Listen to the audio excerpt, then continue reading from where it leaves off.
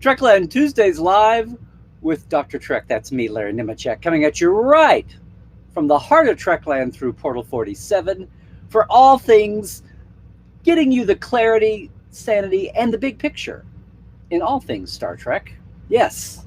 Hey, it's if you're in the States here, happy holiday week. Got a big show today and a short time to tell you. I have a hard out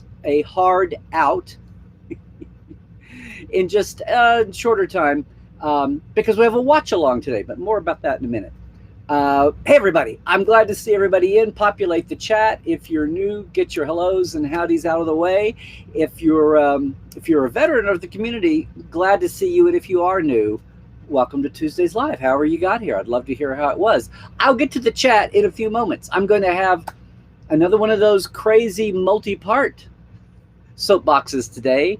I want to talk about someone we lost this week. I want to talk about something we gained, and I want to talk about something that's coming up right after this slightly abbreviated version of Trekland Tuesdays Live. Okay, but what I also want to do right out of the gate, of course, is thank all of our Patreon folks in both of our TTL Club, that's $5 a month, and Livewires. So yay, thank you Blaze K, Lawrence Todd, Blake Arledge, and thank you Rusty Harold, Jared Cooper, Mr. Vestek, Halbert Gunn Johnson, Jalen Bullock, Gary Williams, Robert McLean, and Eli Irvin. That's our Patreons, and I'll tell you more about that at the ending. We may not have a midway break today. We'll see how the show goes because so much to get to today. Herb Solow. Herb Solow passed away this last week, about 5-6 days ago, at the age of 89. That's one of those names for a lot of you has floated around out there, kind of fuzzy. I just want to say that in this time of, we've passed from the time of, the legends and the lores of the forebears. We've got to the time where everything is coming up and being digitally excavated, and not only excavated, but shared. And if someone can rub 2 cents together, they're putting a YouTube video of it, even if it's just audio, or even if it's just a series of stills. Hey, there's a YouTube of it. So, Herb Solow passed away at 89. It's a name you should know if you're any kind of Star Trek fan, because in all this hoopla about Gene and Bob Justman being undercredited, and what exactly was the role that Lucy played in getting Star Trek sold, or getting it on the air, or keeping it on the air, or talking down her board, one of the things she did when Desilu was doing great at cranking out I Love Lucy and renting stage for, I don't know, Hogan's Heroes and Mayberry and the Andy Griffith Show. Not so great after the Untouchables at doing 1 hour drama was to get back in the 1 hour drama game as color was coming in. And for that, she hired a guy named, she had Oscar Katz as her head of programming, but she hired a young buck, a young guy named Herb Solow, Herbert Franklin Solow. Now, if you think that Herb was just 89 now, I mean, he was just he was a young guy when she did this in the early, mid-60s. Herb was the one that he came out of ad agencies, he came out of New York, came to LA. He spoke, you could hear his recordings. A lot of these recordings are on, has a very soft, yes, a New York Jewish accent, but you can tell it's been modified by years and years in Los Angeles. But he was there. He was there to help get not only Star Trek out of creative genius Gene Roddenberry's hands and into some network's checkbook to be paid for and on the air, but the same thing with Bruce Geller and Mission Impossible. Oh, I don't know. Have you heard of either of those franchises lately? It's amazing. It's amazing. Also helped to sell Mannix, which all three together helped, put strap poor little Desilu down, and neighbor Paramount Pictures bought it up, and the rest, as they say, is history. I actually bought Star Trek before the end of the second season, for those of you watching the end titles. But look, maybe the greatest gift, aside from Star Trek itself, helping to sell that rumpled, soft-spoken, shuffling writer, as he describes it, Gene Roddenberry, taking his monster idea and selling it, and leaning on his relationships already with Grant Teaker and the rest of the guys at NBC, West Coast and back in New York. Not only one pilot, that they turned down, but 2 pilots. Who does that now? Who did that then? It's insane. So that's what you have Herb to thank for. And not only that, but in an ongoing creative way, that the other treasure we have from Herb is his book. This is a hardcover, Inside Star Trek. A lot of time that he shares with Bob Justman, Robert H. Justman. And yeah, a lot of people, my friend Ryan Britt now has written about, you can thank Herb Solow for the framing device dramatically that we know as the captain's log, and evolved into medical logs and personal logs, etc., as a framing device to help ground a science fiction show in the wacky, non-science fiction-y, non-geeky world of 1964. That's one of the many things. There are all kinds of decisions along the way, all kinds of stories he tells along with Bob in this book. One of my favorite ones, though, is we talk about what Lucy did and didn't know about Star Trek and how much of a champion she was. It was really more about believing in Herb and wanting her studio to prosper and move with the times and be modern than it was any great love of Star Trek. Because the story I love is where he talked to Lucy about Star Trek, and then a few months later, she wanted to know how that USO show was doing. And he said, "What do you mean?"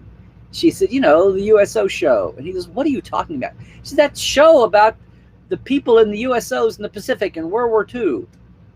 And he laughs later and reflects and says, "I guess when I said Star Trek to Lucy, her worldview was thinking, well, it must be stars trekking around somewhere. Where else could that be but in some exotic jungle location in the South Pacific on a USO show in World War II?" So that's the kind of story that you get out of his book. If you can, it's paperback, it's rereadable, and of course, it's all been carved up like all the best books. Its vignettes have all been carved up all over the place in Memory Alpha and the other aggregators. Herb and his other wife, later in life, she used to go by Yvonne Fern. Here she's still Yvonne Fern Solow after they married. He set up a deal along with his Inside book. This is really the first time. This is a great first-time look at Matt Jeffries and Bill Tice's costumes, Matt Jeffries' artworks, Fred Phillips's makeup, and especially Watchalong's artwork. This was really the first time. Yeah, we've had art books later since. This is a very relaxed, and so a lot of original photography in here. If you can find this one also. Star Trek. It's all original series focused. That was Herb's thing. He left Desilu, left there, went on to another career. He actually worked with Gene on the famous pilot, The Long Hunt of April Savage, where famously a young junior ABC executive named Harv Bennett was finally sent to shut down the pilot because Gene refused to fire Robert Lansing as his lead actor in that, and ABC didn't want it, and they finally shut it down. Anyway, it's Herb is incredible. Harrison, his wife, she's returned to that name. The last few years has been a caretaker. Herb has not been in public. I would have loved to have had him on the Trek Files. I would have loved to have had him as a guest for our Portal 47 gang. He's not been out and about the last few years. She's been taking care of him, and his long hunt finally ended last week. And of course, Harrison is, if you didn't know already, she is devoted to making sure his legacy in entertainment, but especially also in Star Trek, is guaranteed. So look what you can say. Herb, by the time of the 80s and 90s, I mean, he wrote this book finally in the 90s, and he was already talking about how all these people were talking about, as we say in Hamiltonese, all the people were in the room where it was decided. They were in the room. He was laughing about how many people were suddenly in the room that he didn't remember being there. But he finally told his version of things in that book, and it's a wonderful read if you haven't read it. It tells you a lot about how, if you thought you learned about how TV was made reading the old original Making of Star Trek in David Gerrold's books, The World of Star Trek and Trouble with Tribbles, Herb and Bob's book is the one you need, because it gets into the crazy way. And you know, Herb was a salesman. He had a lot of creative thought and talent. He came from an ad agency. There's a lot of creativity there. He had some in his own scholastic background too, but he got the damn thing on the air. He was in the room where it happened, and got it out on the stage where it needed to be. And that's what we have to thank. And then he shared all that in numerous ways, mostly with his book, but also in the art book. And he's left Harrison with us, and I hope to be talking to Harrison down the line too. So, everybody, that's who Herb Solow was. I was looking around trying to find a picture with him, trying to find even an interview with him. I cannot believe we talked several times. I had no formal sit-downs and no formal pictures with him. I cannot believe it. So I've got nothing to show and share on socials. But I can hear his voice just as clear as a bell. I know that I pissed him off when they did their book, and I was on a deadline and I had to put something out, and Bob had already talked to me about the original series, even as we had interviewed for Next Generation, the companion. And I think he was pissy at me for a little bit of time because I'd had Bob mentioned and not him, although he was mentioned. But it was fine. It was fine. And they lived out of country for a long time, which is another reason why. And he's an executive producer type guy who doesn't want to go of the old school, who doesn't want to bang his gong. You know, everybody lives on social media now from the time you're 6 and your mom gets you tap dance class. You're out there. He's from the school where you didn't brag. And if you did brag, you did it in the pages of Variety, or Hollywood Reporter. You did things the right way, and you bragged among your colleagues. And if you're a producer, you're not an actor. You didn't get out there, even with the actor mags. You stayed behind because you were the cool force in the room that no one needed to know. Well, that whole paradigm is inverted now. Producers are out there all over the place, letting the world know what they're doing because they want a job too. Because it's such a fractured, splintered, crazy world. And but thank you, Herb. Thank you for at least putting down your legacy in these books. And thank you, Harrison, for continuing the work. And I will do my part, as we all will. Herb is one. Of course, Gene Kuhn is another one that has even less here to talk with him, to speak up for his legacy. We have a lot of our founders that we're losing, the majority of them now. And we will do what we can to even keep unpeeling new insights and new factoids about them. That's what I'll do across all Trekland, anything that I do, any of my writing, any of our shows here, anything we do on the podcast. So, yes, had to Herb Solow. Also today, just in case you didn't know it, I don't have a fancy card. After today, on all of these Trekland channels, we're going to be doing a watch-along at 2 o'clock. It's a life support live production, so Dr. Ali will be with me, your fake doctor and your real doctor. We're going to be watching along. It's a BYOM, you bring your own media. But we're going to watch along on our normal channels. First contact. So yeah, just bring your own DVD, your own Blu-ray, get your own. It's on Prime, it's on CBS All Access, and it's even on Hoopla, if you know what that is, without commercials for subscribers. Several channels with subscribe, or you can bring your own, disc media, whatever. Watch your VCR. But we won't be stopping at commercials, so that's a consideration. We'll be talking through, we'll have chat going just like this, and that will be fun. And then after that, for a half hour or so, we'll have a wind down.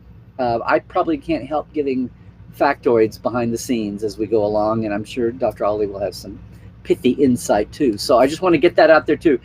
Our community knew about it, but I thought over the weekend, gosh, we should tell the world.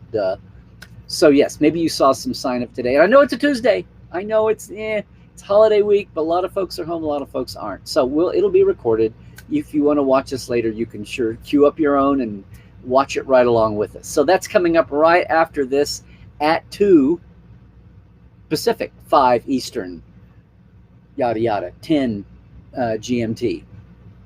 Okay, that's 2 of the things. The third thing I wanted to get done today in our limited time here was another box opening, because guess what came yesterday? Well, I guess I'll find out. Let me grab scissors. Okay, so a box opening. This is from Penguin Books. What does it actually say on the side? Penguin Random House. Okay, so the big show here. This always reminds me when I was in high school, I got to do all the homecoming announcing, and I always loved tearing open the envelope over the mic, even when people couldn't see it, just to heighten the drama. Now, this is exciting because it ties into, in a small way, another event that's coming up at Trekland. Okay, so get rid of the bubble wrap. Oh!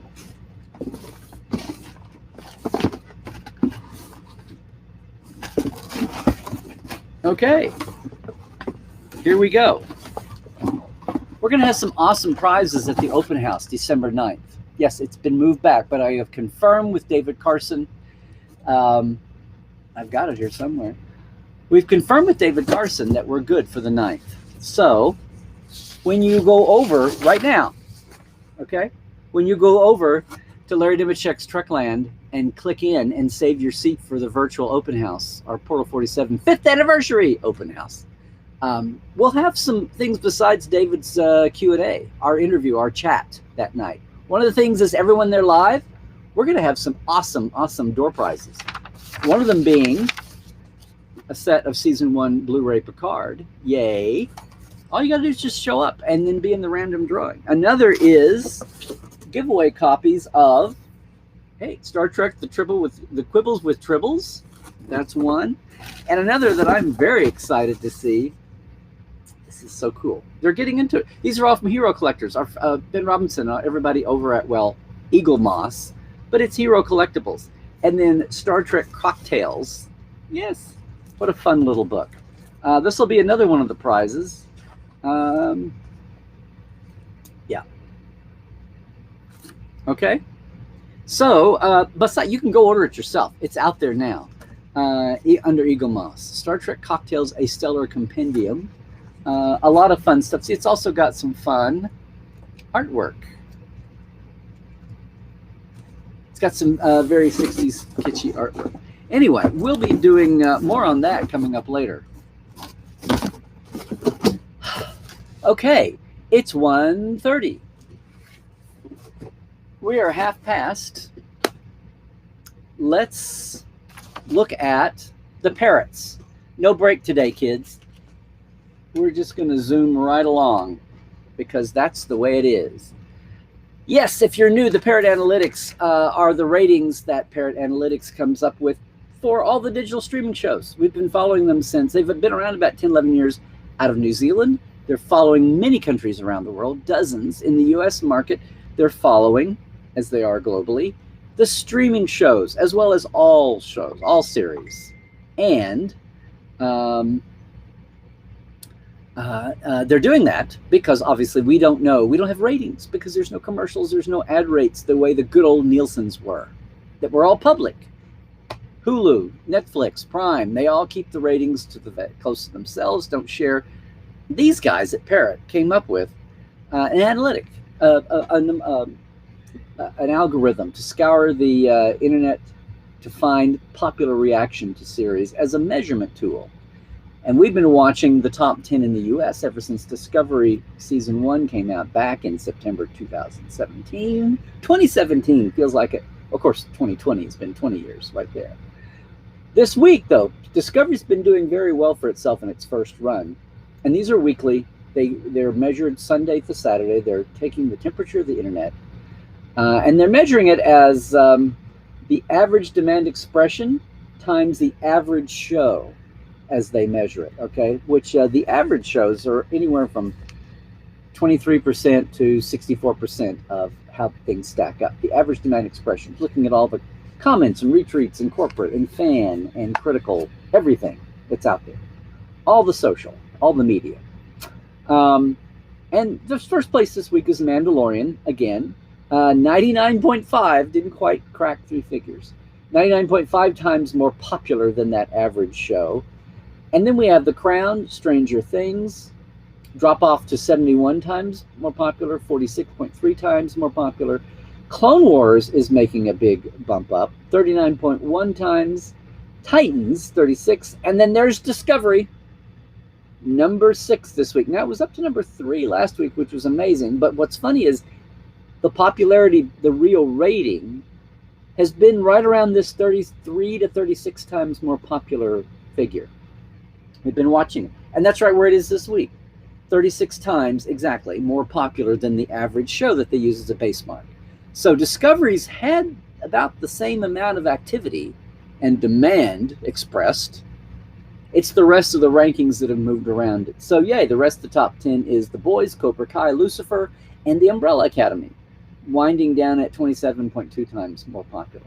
Overall, Mandalorian is number one overall. But then you've got SpongeBob Supernatural with its finale.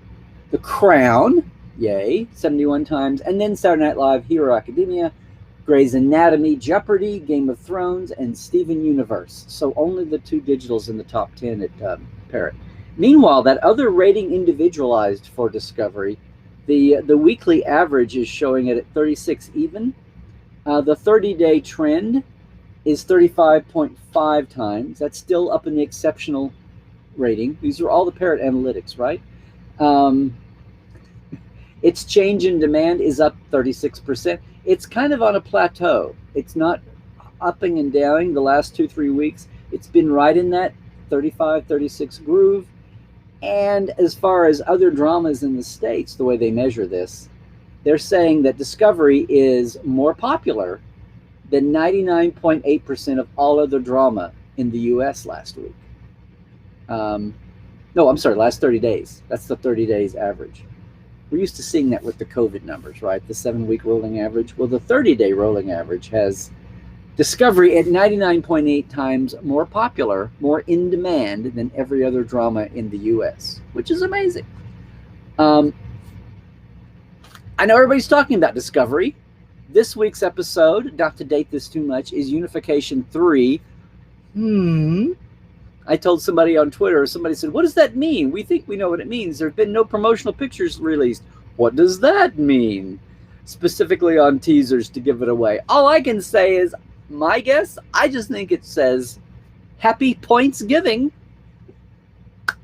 You decide. Hey, listen, that's the Parrots. That's what I wanted to get done today. It's a kind of a holiday week for us here in the States. It's no big deal for the rest of you, I know.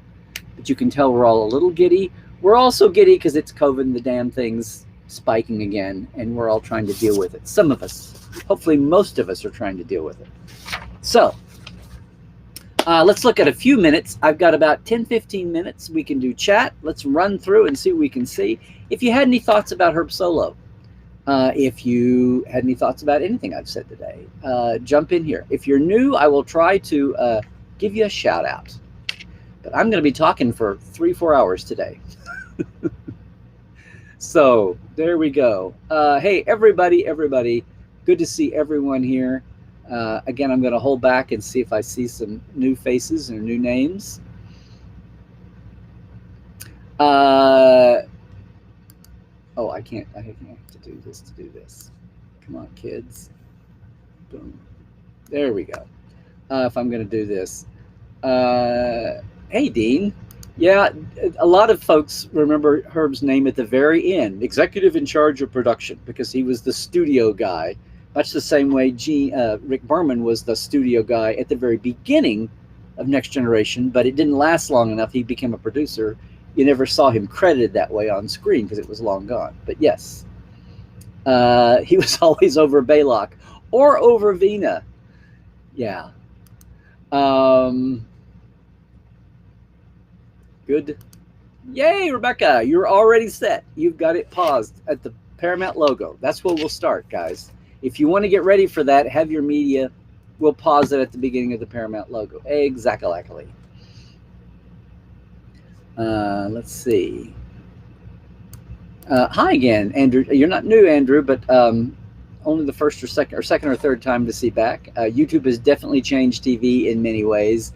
Yes, we've been through, what did Spock say at the beginning of Gardens Forever? Ripples in time buffeting us. That's the way media has felt for the last 10, 15 years. When first HBO starts winning Emmys and then Netflix wins Emmys, it's like, what are Fred and Martha in the backyard with the video? When do they start winning Emmys? It's going to be there. We're close to that already.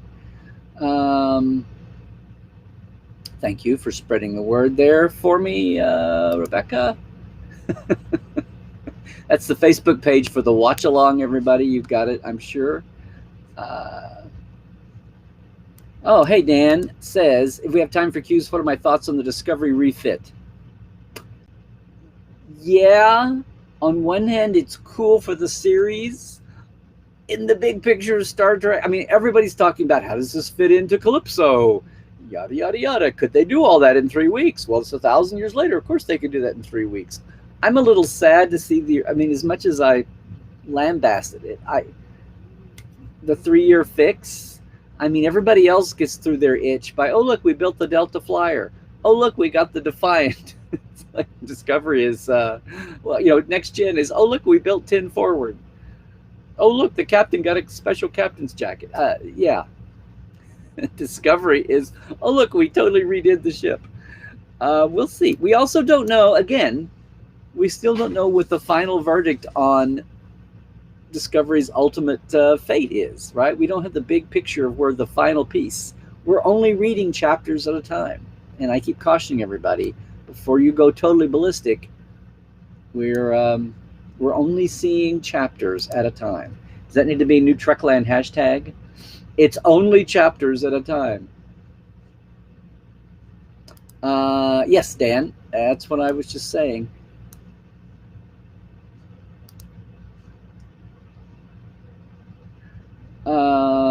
Oh, thank you, Scott. Yeah, I started to do Herb's voice, and then somebody else wanted to do it, and but I actually remember Herb talking, and he had that voice, and I did Oscar Katz, so yeah, it was close. Oscar was older than Herb, voice wise, you know.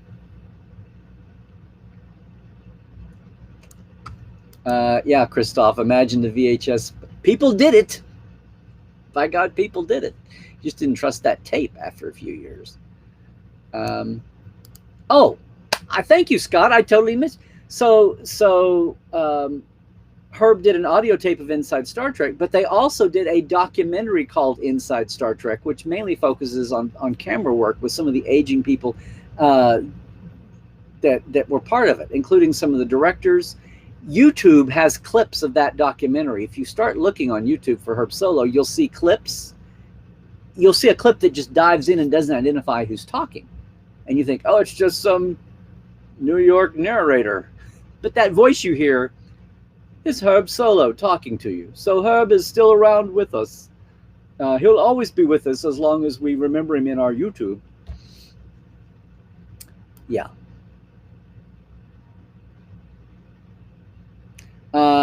Racing down the way.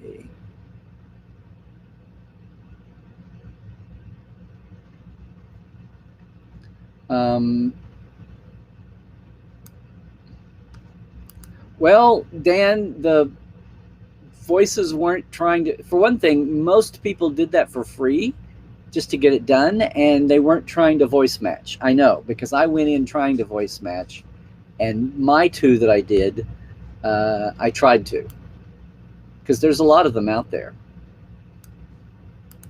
Oh, thank you, Rebecca. Yay. Okay, no rush, no hurry, but thank you, thank you.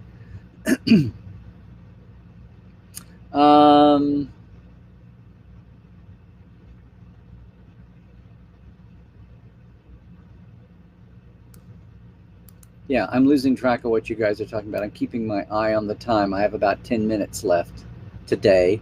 Hi, YouTube. Hi, YouTube archive.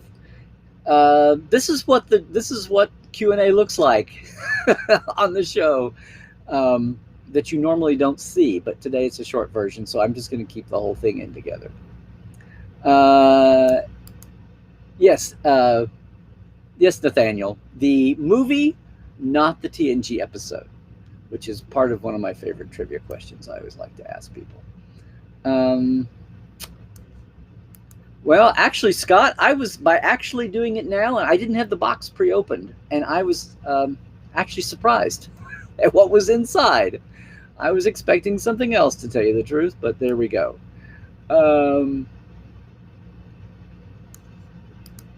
Never meet your heroes unless your hero is LeVar Burton. There's a few others. I think would pass muster that most of the time, Tay. Yes, The Art of Star Trek Discovery. That was one thing I thought might be in that book, although it's probably not the right publisher. Oh, look, we've got nobody on Twitch right now, and I actually had a Twitcher. Sorry, Twitch. As you know, we didn't get back to talk until just now.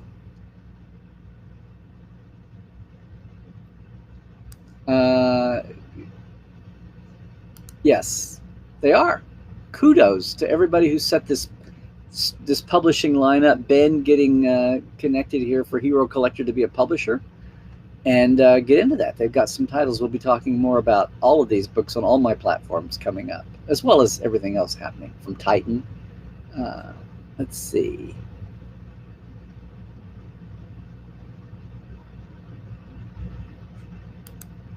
Well, there you go, Mr. Broadcasting Pioneer Dan. And now you're singing Bruce Hornsby. Okay. Yeah, Mr. Spock's Little Book of Wisdom is on its way as well. In fact, put a pin in that one, guys. Did I say Zoom? Yes, the Watchalong will be on Facebook and YouTube. Our Watchalong will be on the same platforms as right here. I'm going to have to turn this off, turn right around, and we'll come back in with Ali producing it through Ecamm and Restream the same way. I'm doing Restream Direct here. Please, Dr. Dre. I don't know if I said Zoom. I may have meant Zoom for Portal 47. Yes. Yes. Okay, we've solved the mystery. No problem here in chat. I'm looking at this chat, minutes later. Hey, everybody. I know a lot of people are following and working too. So however you, well, Christoph, it's nothing alcoholic, but and it's sure not Diet Coke Splenda, which has disappeared since March.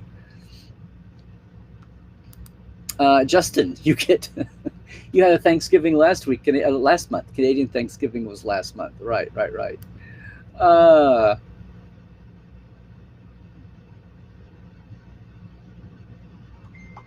Let's see. Hey, Nathaniel, you're still on actual Star Trek. Giving programmable matter, the AI discovery could look like whatever she wants. It would fit in with the seat. Well, it would look like what it wants after the emitters are installed. Whatever, something is creating the programmable matter. Something is allowing it to happen. So some kind of a parameter framework, emitter has to be there. Just like if it's a holographic, a holo programmed thing, it has to be emitted from somewhere. So, thank you, Jared, for that holiday tip.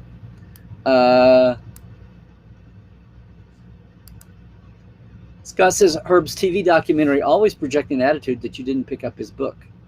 Well, you have to. You can't assume that people read the book to see the show. And it's really more about interviewing those people than it is about a narrative, a narrative like the way the book is.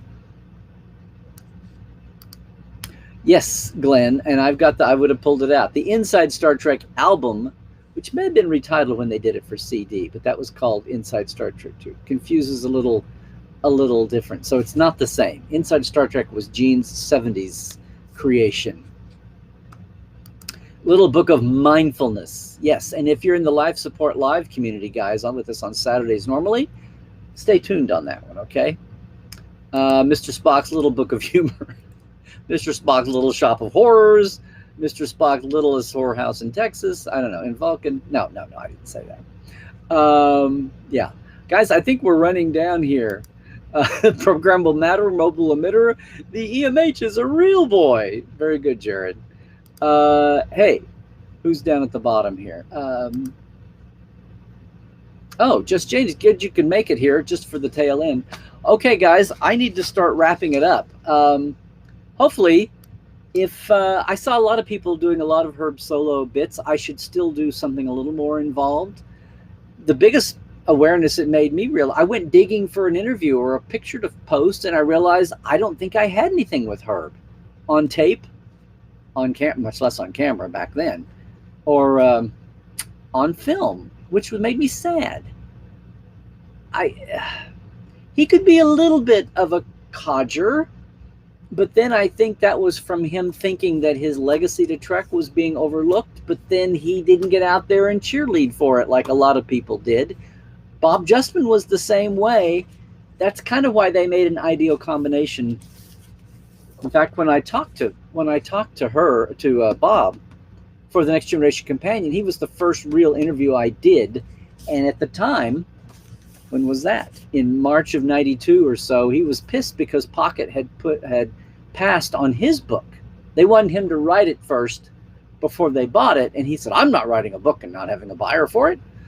Up front, that's not the way we do things in TV. It's the way things are done in crowds. Today, he would have crowdsourced the book. No, he wouldn't have. He was old school. But it was really a good pairing, the two of them, even though, you know, he was just an associate producer and Herb was a studio. By the time of Legacy, they were both in the same place, and they both needed to let the world, they had stories to tell, and the world deserved to know that they were their stories. So again, hat tip to Herb. Everybody do a little Herb Solow homework this week, do a little reading, find his clips that have just been taken from that documentary on YouTube if you can, and look forward to everything else happening. I'm out of here, guys. Just a real quick mention, if you didn't remember, that again, a thank you to all of our Patreons. Okay, if you want to join them, it's the end of the month. It's the time to do it. You just go to patreon.com. Okay, there we are. Patreon.com/Trekland Live. I have just two levels, $5 and $10 a month. The $5 is a shout out, thank you. $10 is that plus access to some of the first couple of years of interviews of our Portal 47 guests that only the Portales have seen. They're in the vault, so we get them out and do that. That's thanks, guys. Thanks a lot. Patreon's how you help your creators and anybody else trying to do something out there in the world. And that's it. If you please go over, if you haven't yet, now you've seen some prizes, we'll have more, but actually it's an hour with David Carson, who no one's really heard from for these epic contributions to Star Trek. That'll be the mainstay. It's a lot of fun. We only do it once a year, the open house, let the world, we open the gates and let everybody see how Portal 47 works. So jump over to Nemecek.com, my website, just click in the link, save a seat, and then be in, who knows, you might come away with the prize too. Meanwhile, the Trek Files is still on hiatus, but stay tuned. By next week, we will have our back date. I can almost tell you right now, but we have to nail down a few things.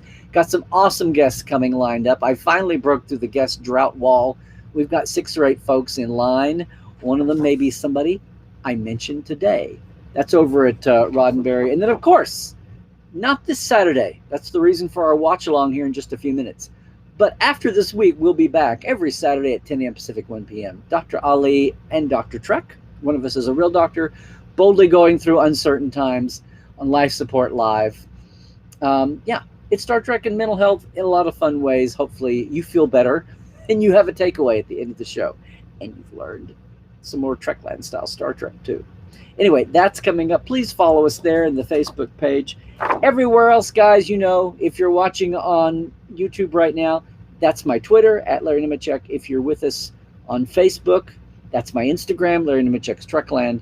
And, of course, Portal47.net is if you want to go beyond Patreon, support us, and get in yourself, up to your eyeballs, a mini-con all year long, no matter where your sitter seat is. That's Portal 47. Guys, I appreciate the community here. We're a little rushed today. I got to get off and go see Ali on the other side, which will look like we're just reteaming in the same place. So, everybody, as you go about this week, and if you are traveling, if you are in a big group, why? But okay. Whatever you do, do all the things. Stay healthy. And as we go forward here, stay woke, and by that I always mean especially check the sources behind what you see. That includes everything in Star Trek too. Most of all, of course, everybody.